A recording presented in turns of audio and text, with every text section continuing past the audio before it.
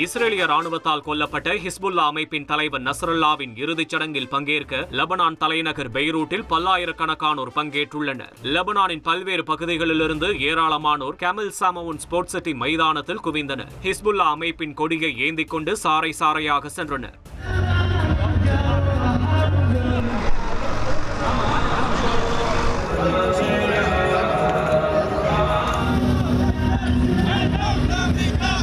ஈரானின் வெளியுறவுத்துறை அமைச்சர் சையத் அப்பாஸ் அரகாச்சி, ஈரான் ராணுவ தளபதிகள் உட்பட ஏராளமானோர் இறுதிச் சடங்கில் பங்கேற்றுள்ளனர். ஹிஸ்புல்லா ஆதரவு தலைவர்கள் ஏராளமானோர் வருவதால் பெய்ரூட்டில் லெபனான் ராணுவம் பாதுகாப்பு பணியில் ஈடுபட்டனர். நஸ்ரல்லா உள்ளிட்டோரின் சவப்பெட்டிகள் மைதானத்திற்குள் எடுத்து வரப்பட்ட போது அங்கு கூடியிருந்த மக்கள் அழுது கண்ணீர் வடித்தனர். இதனிடையே இறுதிச் சடங்கு நடக்கும் மைதானத்திற்கு மேல் இஸ்ரேலிய போர் விமானங்கள் தாழ்வாக பறந்து சென்றதால் அங்கிருந்த மக்கள் பீதியடைந்தனர். என்ன நடந்தாலும் நஸ்ரல்லாவின் உடலை அடக்கம் செய்யும் வரை யாரும் கலைந்து செல்ல மாட்டோம் என்று அங்கு கூடியிருந்த மக்கள் தெரிவித்தனர். செய்திகளை உடனுக்குடன் தெரிந்து கொள்ள உடனே சப்ஸ்கிரைப் பண்ணுங்க.